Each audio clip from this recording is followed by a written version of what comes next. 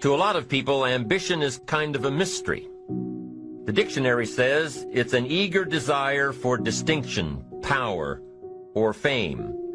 But what does that really mean? Well, let's start with the word eager. Eager to see our kids in a dance recital. Eager to see an old friend. Eager to shop for a new car. Eager sounds like a lot of fun. But do you ever hear people say they are eager to live a better life? Eager to have a better family? Eager to make a lot of money? Probably not. And that's a problem. Because how I see it, living a better life, having a better family, and making a lot of money takes an eager desire. We have the remarkable ability to get exactly what we must have. But there is a difference between wishes and desires. We've all heard people say, "Oh, I wish I could just drop 5 pounds. I want to be a little lighter." And even though we may wish we could breathe a little easier in our clothing, we have to have the desire to exercise a little more and eat a little less. The "I wish I could lose weight" has to become, "I have the eager desire to lose weight." I'm also sure you've heard people talk about wishing they had more money to pay the bills, or just to take a little pressure off of life. But before their lifestyle can change, their wish needs to become a desire. If they really desired change, they wouldn't spend their evenings just watching TV and wishing they were doing something more. The backbone of an eager desire to change is discipline. True ambition is disciplined, eager desire. It's that little part within us that says, if I want to make sure I can pay for my kids' college education, I need to start saving today. If I want a better life tomorrow, I need to start working on it today. Ambition is a minute-by-minute, day-by-day mentality. To have the ambition to work towards a better family life, a newer car, a bigger house, a financially secure future, you have to live it every moment. If living a successful life was easy, I'm sure more people would be successful. If just being ambitious was enough, I'm sure all of the broke and perplexed people in the world wouldn't be broke and perplexed. While most people spend most of their lives struggling to earn a living, a much smaller number seem to have everything going their way. Instead of just earning a living, the smaller group is busily working at building and enjoying a fortune. And here sits the much larger group, wondering in awe on how life can be so unfair, complicated, and unjust. So what's the major difference between the little group with so much and the larger group with so little? Despite all the factors that affect our lives, none has as much potential power for doing good as the ability to dream. Dreams are a projection of the kind of life we want to lead. Dreams can drive you. Dreams can make you skip over obstacles. When we allow our dreams to pull us, they unleash a creative force that can overpower everything in our way. Do you know there are people who put more emphasis and more energy into a sporting event or dancing or entertainment than they do on their dreams? They have more interest in who won a particular game than where they are in relationship to their goals and their ambitions and developing themselves. So you want to begin to get your priorities in order. Ask yourself the question, what I'm doing right now, is it nourishing me? Does it empower me? Is it giving me what I need out of my life right now? Is it challenging to me? Is it making me stretch mentally and emotionally and spiritually? Is it getting the best out of me? To unleash this power, though, your dreams must be well defined. A fuzzy future has little pull power. Wishes are fuzzy. To really achieve your dreams, to really have your future plans pull you, your dreams must be vivid. If you've ever hiked a 14,000-foot peak in the Rocky Mountains, one thought has surely come to mind. How did the settlers of this country do it? By foot. Can you imagine hauling all of your worldly goods with you? These people had dreams, big ones. They had ambition. They didn't focus on the hardship of getting up the mountain. Despite all of their pains and struggles, births and deaths along the way, those who made it to the other side had a single vision: to reach the land of continuous sunshine and extraordinary wealth, where everything was possible. Their dreams were stronger than the obstacles in their way. You've got to be a dreamer. You've got to see the future finished in advance. You've got to see the finish line while you're running the race. And you've got to be willing to put yourself through the paces of doing the uncomfortable until it becomes comfortable. Because that's how you realize your dreams. Don't you sometimes wonder why so many immigrants who come to America can build a new life and a fortune while many of the people who were born here are barely surviving? They have a dream, a defined goal, ambition. Take Ben Franklin, for instance. When most people think of Ben Franklin, they remember the kite and the lightning bolt and the discovery of electricity. What a lot of people may not know is that Ben Franklin was one of the first writers to address self-making. I'm sure you've heard the saying, fish and company start to stink in 3 days. Well, that was one of hundreds of Ben Franklin's comments on life. Another was, diligence is the mother of good luck. You know, it's amazing how hard-working, smart-working people have all the luck. Diligence is the mother of good luck. Now, in addition to these witticisms, Ben Franklin gave us 3 principles of success and ambition that have withstood the test of time. Number 1, happiness doesn't come from big pieces of great success, but from small advantages hammered out day by day. What Mr. Franklin is saying here is that we must be happy with what we've got when we're in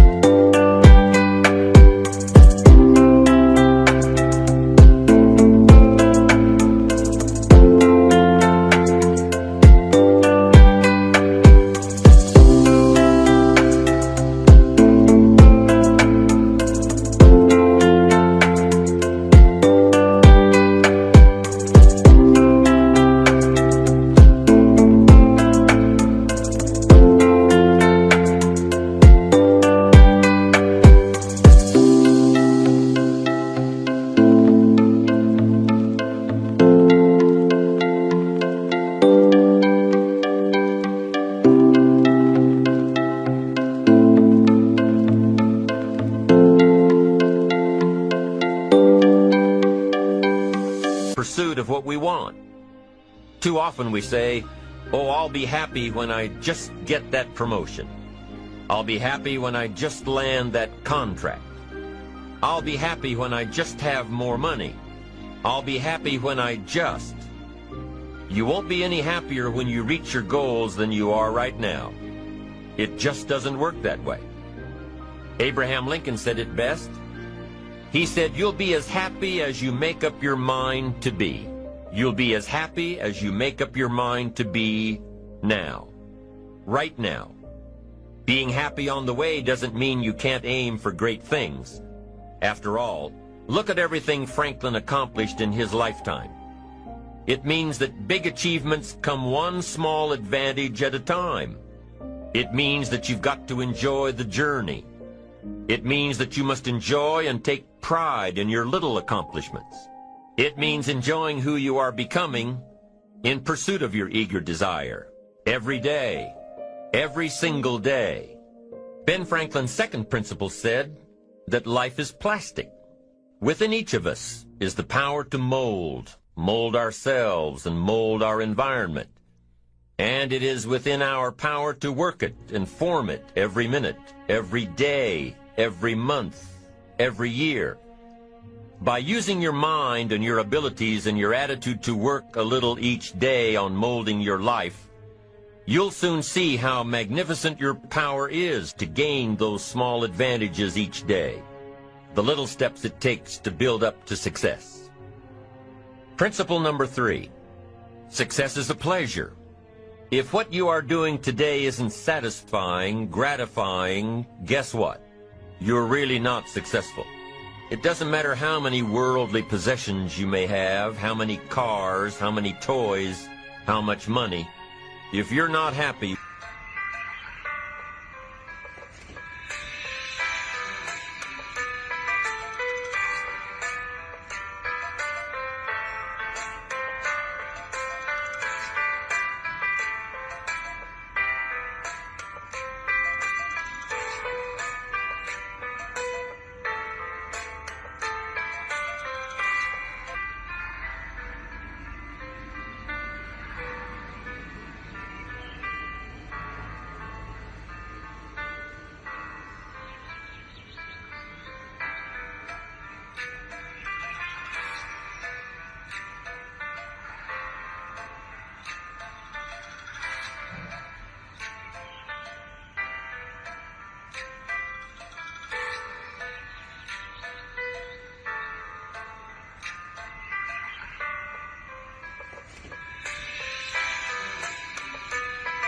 with your life as it is, you cannot be successful.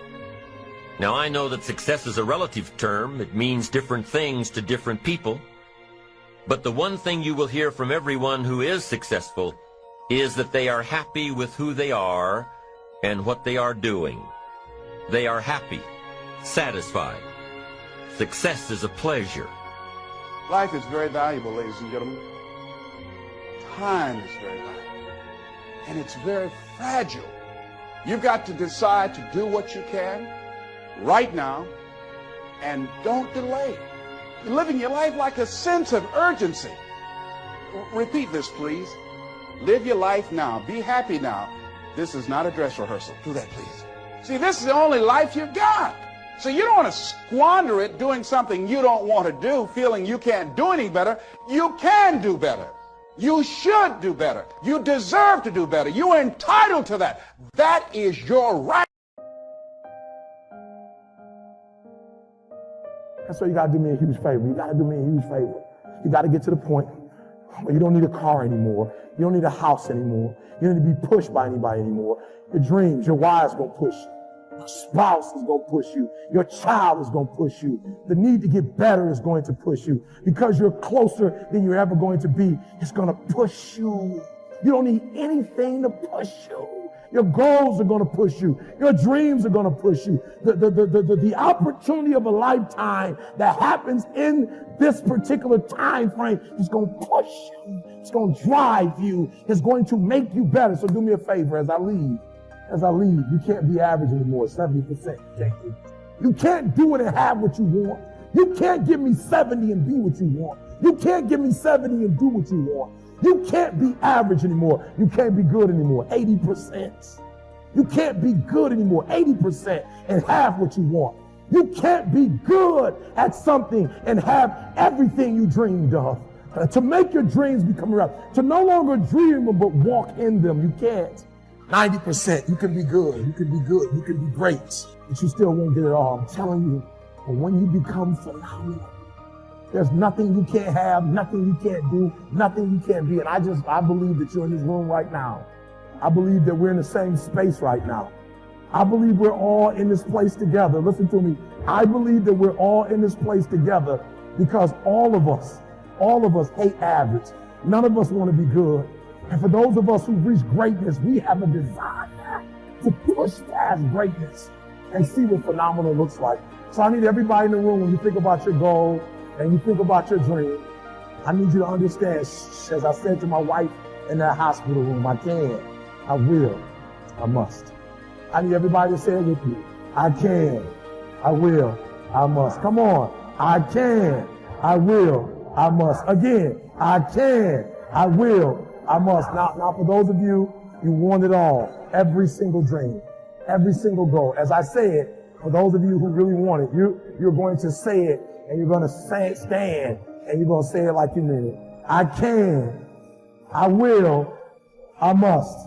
Come on. I can, I will, I must. Come on. I can, I will, I must. Now say it like you mean it. I can, I will, I must. Again, I can, I will, I must. Again, I can, I will, I must. Now I need you to think about that loved one, that individual that you have to do this for. I need you to say it with me. I can, I will, I must. Come on, for that individual, I can, I will, I must. For that person, I can, I will, I must. For that thing you want to accomplish, I can, I will, I must. Again, I can, I will, I must. Now I want you to think about that hurdle. I want you to think about that thing that keeps pressing you down. I want you to think about that mountain that's hard to climb. I want you to think about that thing that you just can't seem to get over. We're going to get over it today. We're going to get over it. We're going to get over it together. I can, I will, I must. We're going to add to it. I can get over it. I will get over it. I must get over it. Ready? I can get over it. I will get over it. I must. Come on, come on. I can get over it. I will get over it. I must get over it. I know something about you. I know you're not a quitter. I know you're a survivor. I know you're a survivor. You're watching me right now. I know something about you.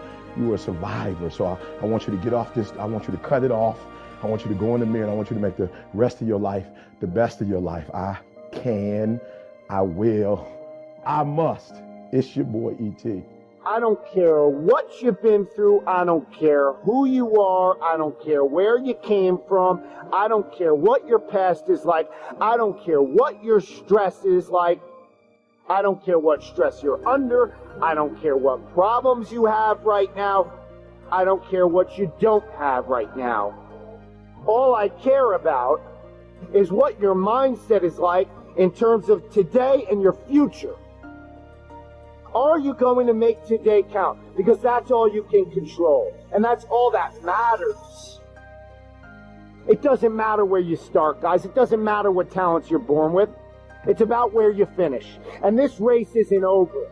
It's not over. You can still come in first in the marathon. But you gotta start today. You gotta start now. You have everything you have. Everything you need is inside you. It doesn't matter what you don't have now because you can go get it. But it starts today. It starts with a commitment. It starts with a principle. It starts with a discipline. It starts with effort. It starts with energy. It starts with an idea that you're going to make today count. And a lot of people want to know what my routine is like. Well, it's predicated on that idea that I'm going to make today count. And that means that before everyone is up, I'm going to have entered a peak state already. I'm here to help you. But you have to help yourself. No one's going to do it for you in terms of the action. But you gotta say something with me. I'm going to make this thing work. I'm going to live out my dreams. I'm going to live out my purpose. I'm going to be who I was destined to be. I'm going to fulfill all of the tasks necessary to live out that purpose, to become who I really want to be, not be who I am shackled by in the past, not live in a world of constraint.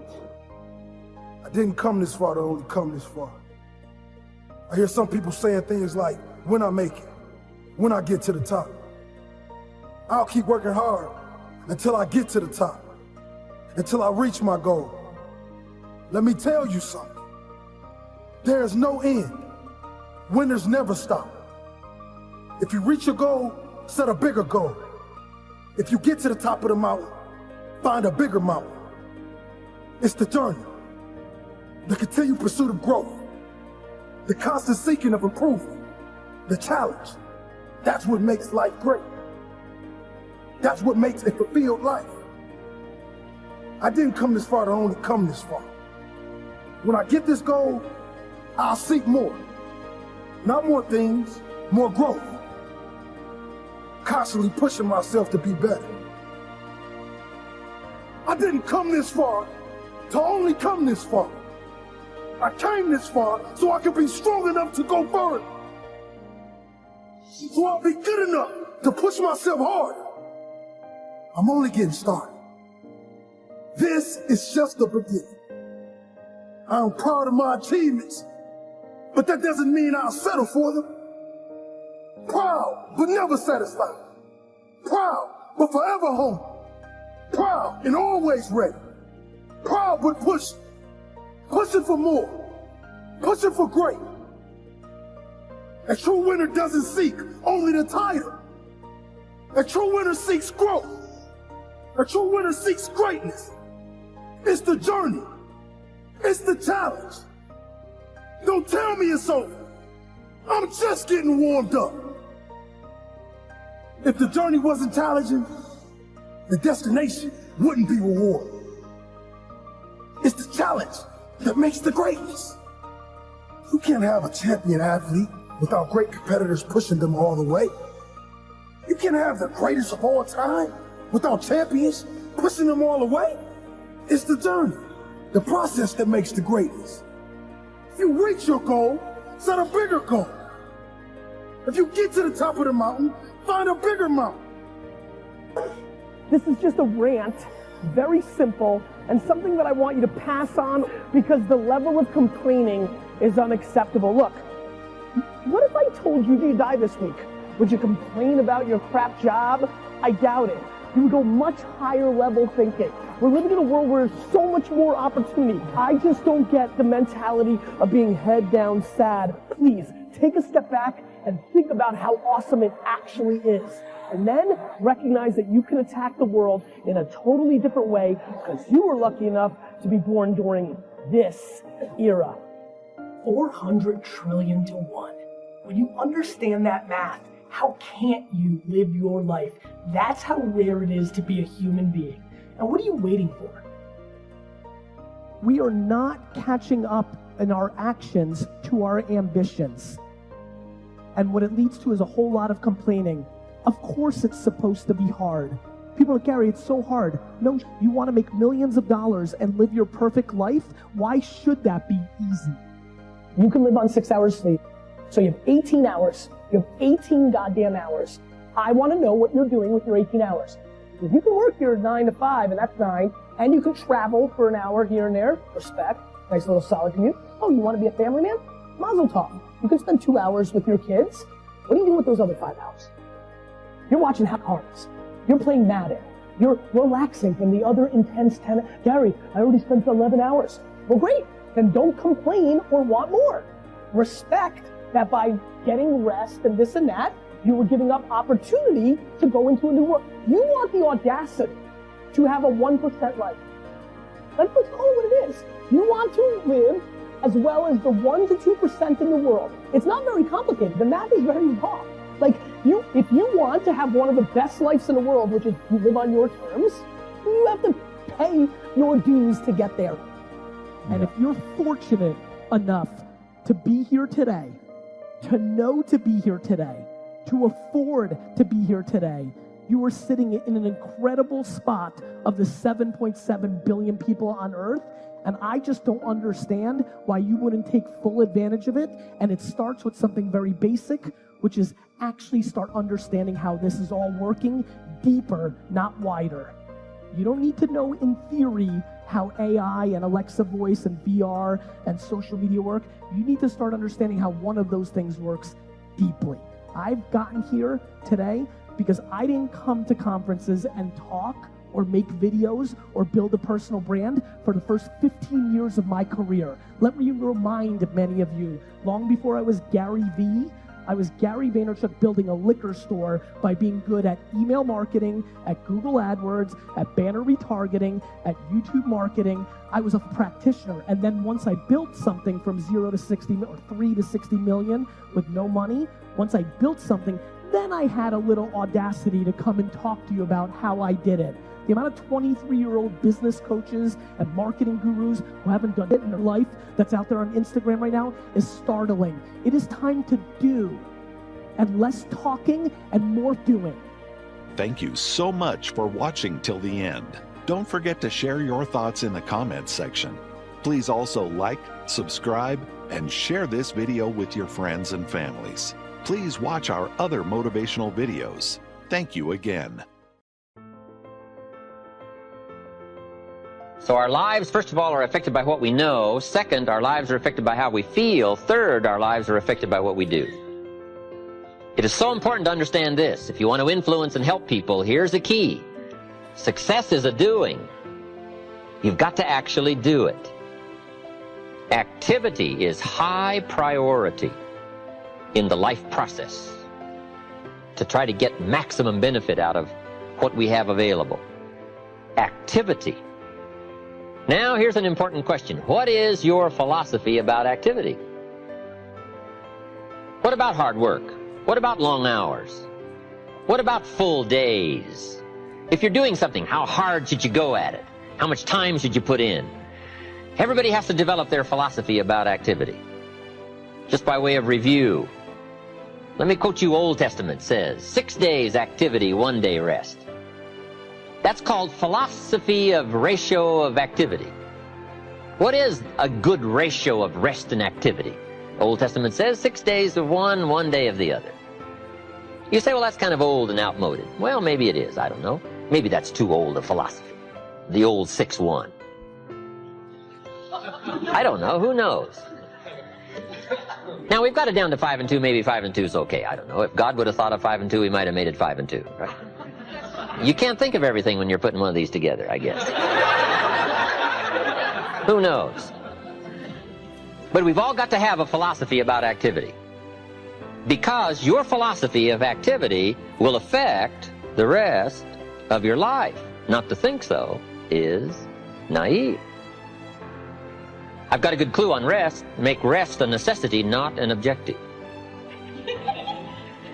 The reason for life is enterprise. The reason for life is productivity.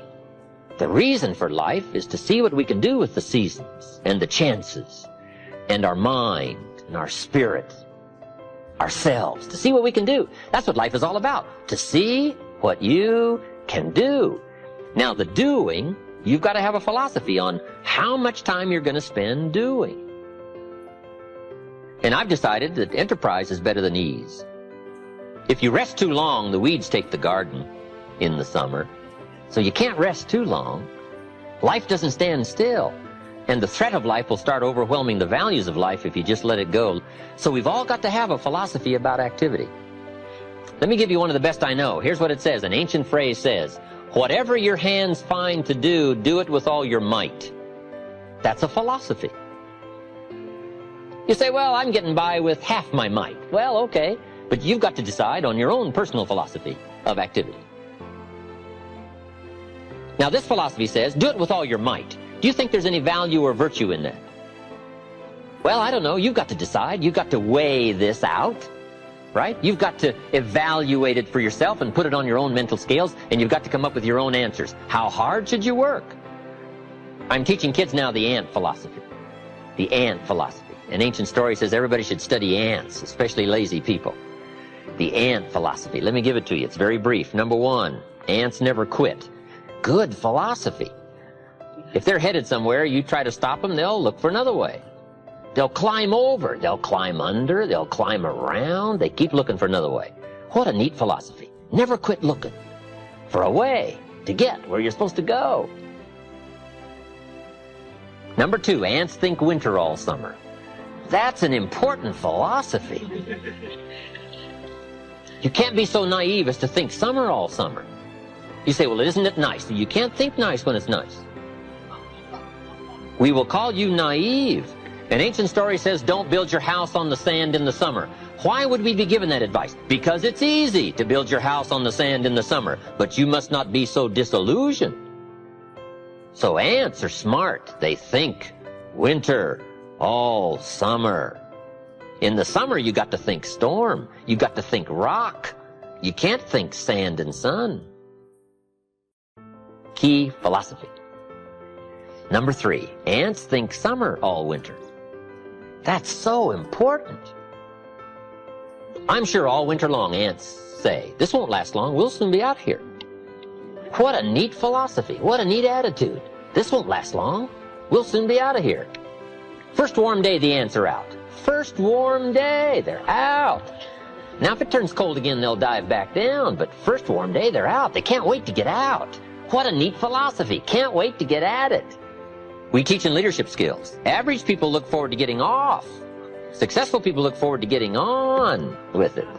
The guy doesn't want off, he wants on.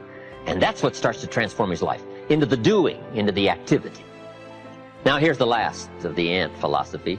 How much will an ant gather during the summer to prepare for the winter? Answer, all he possibly can.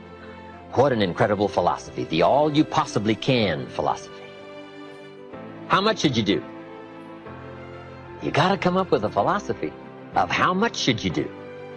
We're all governed by our thinking, our evaluation, what we've decided and how we feel, and this is a big question. What should you do? Shoaff gave me the best answer when I was 25 years old. Here's what he said. Do all you can. How many books should you read in the next 6 months? As many as you can fit into your schedule. Because the book you miss won't help. What if a guy missed the book, Think and Grow Rich? The guy's 40 and poor and he missed the book. He lived in the right country, but he missed the book. He was a nice guy, but he missed the book. He was very sincere, but he missed the book. He worked hard, but he missed the book. I'm telling you, if you miss the book, no telling what treasure will be missing in your life if you just missed the book. How hard should you work? The ant philosophy. The man says to me, I'm making about $50,000 a year. Isn't that enough? Now, what would be your philosophical answer to someone who says, I'm making $50,000 a year, isn't that enough? He said, my kids are doing okay, and he said, I got my bills paid. So what would you say if a guy says, I'm making $50,000 a year, isn't that enough? I said, yes, $50,000 a year is enough if it's the best you can do. We don't call enough an amount. We only call enough your best. If you're capable of making $500,000 a year and you make $50,000 a year, we call you loser. Now, it isn't the difference between $50,000 and $500,000 that's important. What's important is the full extent of your reach. That's what's important.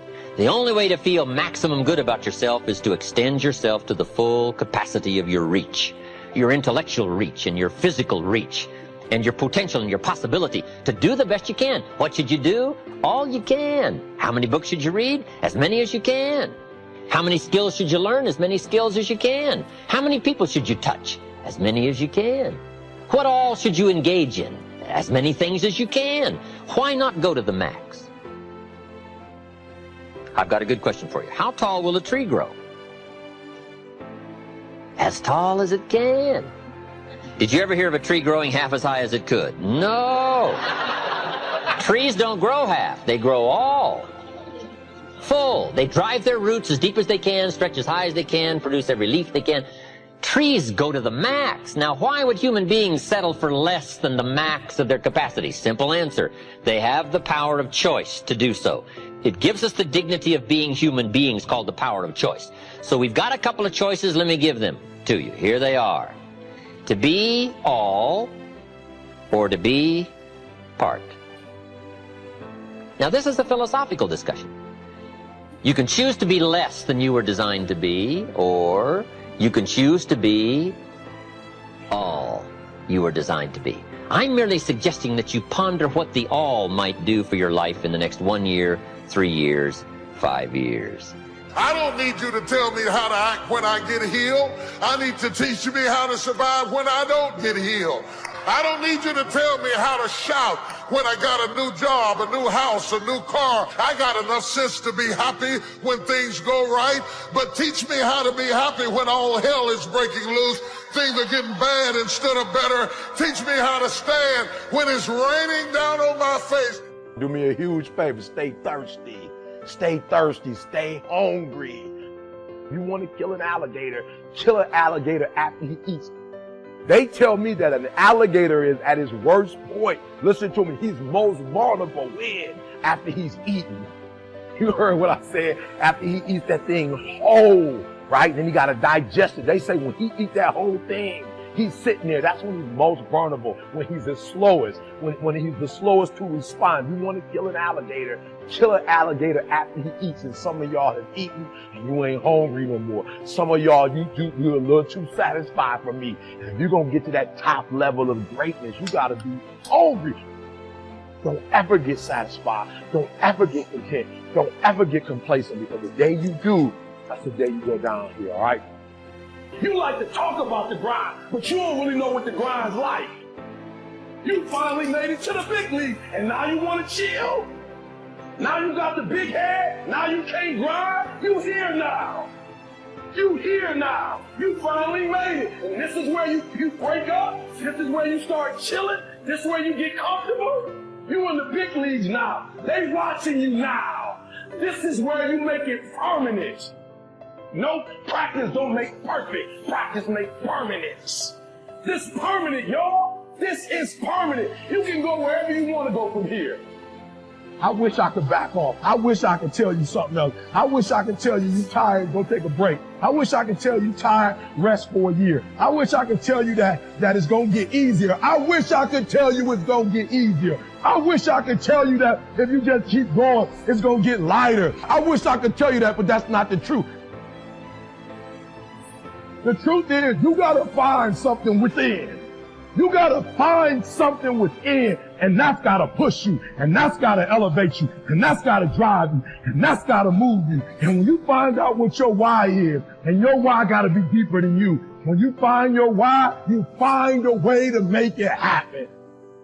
What you cannot do is you cannot quit during the process. You cannot give up. Champions keep going when they don't have anything left in their tank, when they don't have no more. When it's over, when they're tired, when they're frustrated, that's when they get started. So let me just say this to you. If it was easy, boo, everybody would be a national champion. Everybody would be a millionaire or a billionaire. Everybody's company would blow up. Everybody would get a 4-year degree, a master's degree. Everybody would have a medical degree or a PhD or a law degree if it was easy, but it ain't. You don't have to be talented. You don't have to be gifted. You don't have to be the quickest, the strongest. You don't have to be the most intelligent. You just got to grind, though. Your grind. Your belief is counted unto you as righteousness. It will make the difference between where you fell short and what I call you to be. The last mile of the way is filled in simply by faith. That's a really good deal.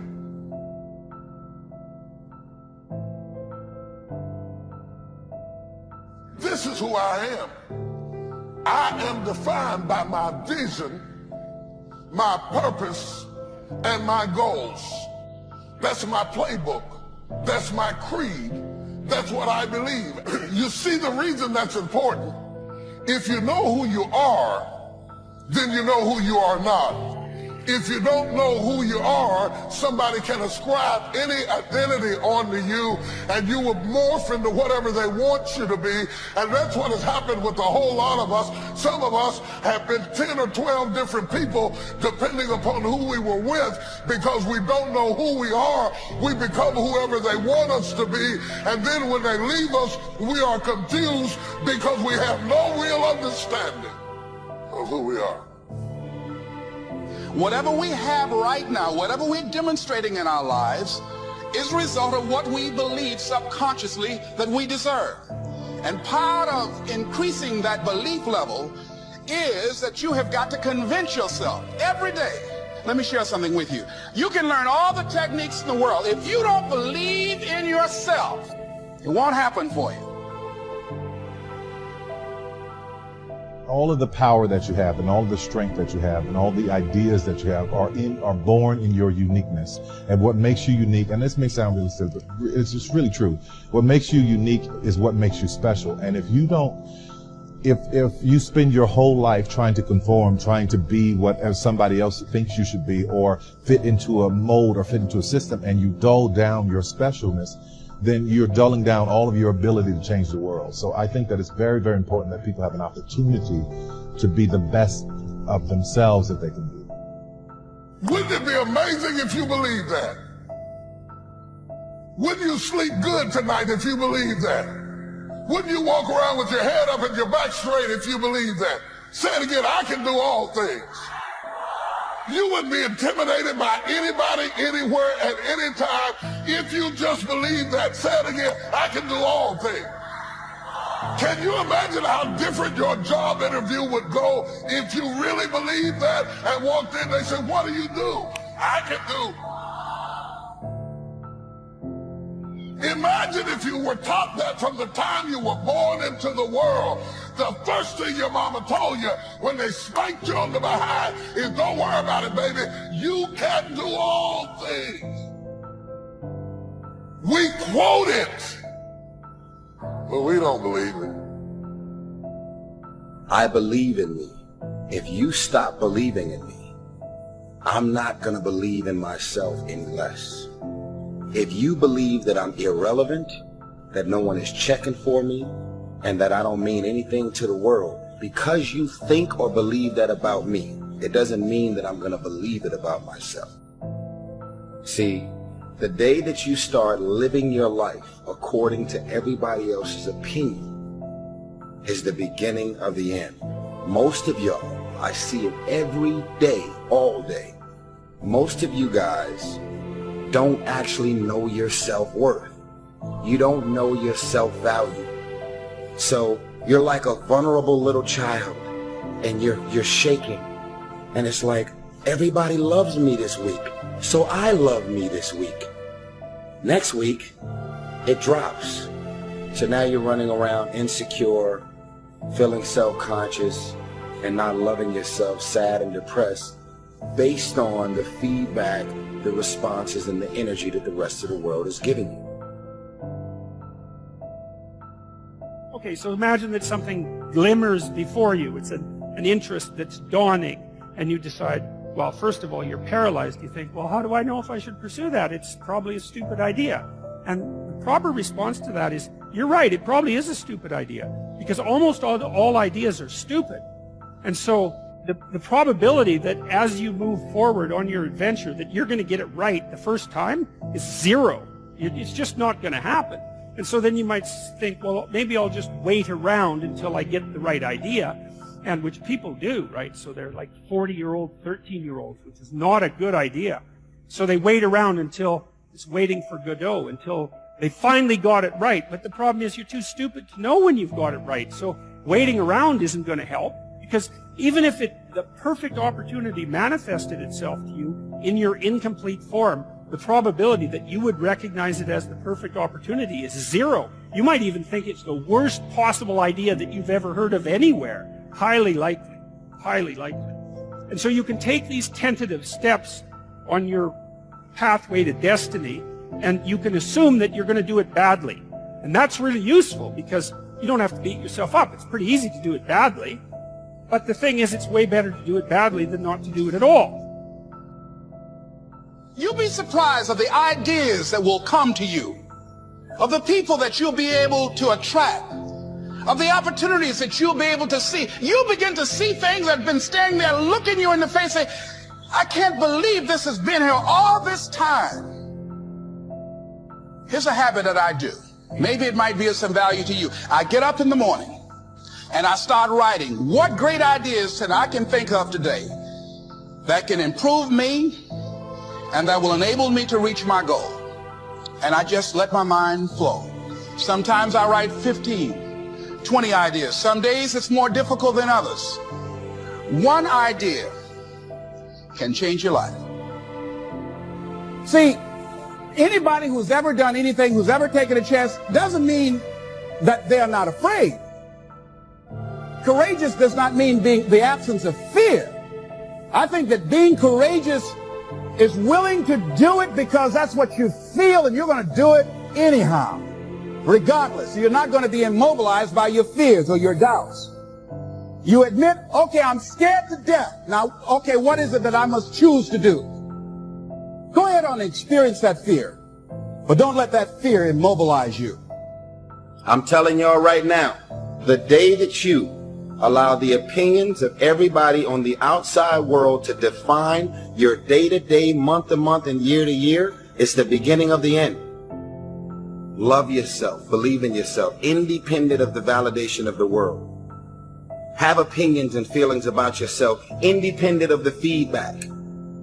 Those of you who are dealing with things, walking through situations in this life, those dreamers in here who are trying to build a dream, everything seems to be going fine, and all of a sudden you hear something. There's a rumbling. Something is happening that is trying to distract you. You got anxiety. You can't sleep. You're tossing and turning all night long, wondering what is going on. God, what is going on in this moment? What is going on? What is happening right now? I've been there. It's a very difficult place when you know that you've got anxiety all over you. Everybody has dreams, and as much as you want to be able to listen a little bit, because somebody's going to give you a gem, but nobody knows but you. You can't get advice on what you should do with your life, right? Nobody knows what you are. Like even sometimes you don't really even know what you are. You got to take your shot. And it's like, as much as you want people to agree and you want the people around you to be supporting your dreams and all, it's not going to be like that all the time. You got to do it alone. And people will help you, and when you get the ball rolling, people will jump on. But if you don't believe, nobody else is going to believe. You have to go from being a person of good intentions to a person of good actions. That's the great separator. To develop yourself, you've got to get out of the intending world and get into the doing world. In fact, your good intentions are good intentions, but they're worthless. Totally worthless. The most overrated phrase in the world is good intentions. I know all kinds of people, they have good intentions, but they never do good because they didn't act upon what they knew. So if you want to develop yourself and you want to get better, just act on what you've already expressed that you want to do. The moment you quit talking about it and start doing it, now you've got something. I had a friend named Randy one time who came to me and said, John, your talk talks and your walk talks, but your walk talks a lot louder than your talk talks. That's true. Become a person of action today. Key phrase, faith is the ability to see things that don't yet exist. And that's how things exist. How did this hotel get here? Someone saw it while the property was vacant. You say, well, is it possible to see this hotel when it isn't here? And the answer is yes, of course. If somebody cannot see it when it is not here, then it will never be here. So it's possible to see things that don't yet exist. When should you start building this hotel? This is a good question for your philosophical musings. When should we start building the house? When should we start? And here's the answer. As soon as it's finished. You wouldn't start building the house until you had it finished. If you just started laying bricks and somebody came around and said, what are you doing? I said, I'm just laying bricks. And said, what are you building? And you said, I have no idea. See, they'll take you away to a safe place. So have you got that now? It's possible to finish something before you start. In fact, it would be a bit foolish to start until you had it finished. We've heard the old expression, don't count your chickens until they're hatched. No, we have the ability to count our chickens long before they're hatched. Because we know, we have faith, we believe. We use the law of averages. There's bound to be at least so many. So it's possible to see the end, then begin. Start looking into the future of what you would like to accomplish, and where you would like to go, the person you would like to be, and see if you can't get a better picture of the finished objective. See yourself there. See yourself in possession of. Decide what you want and act as if it was already yours. Now, the reason we can act thinking that it's already ours is because not only can we vision the end results, we can also vision the beginning of making it real. So we don't start till it's finished, but it is possible for human beings to finish something before they start.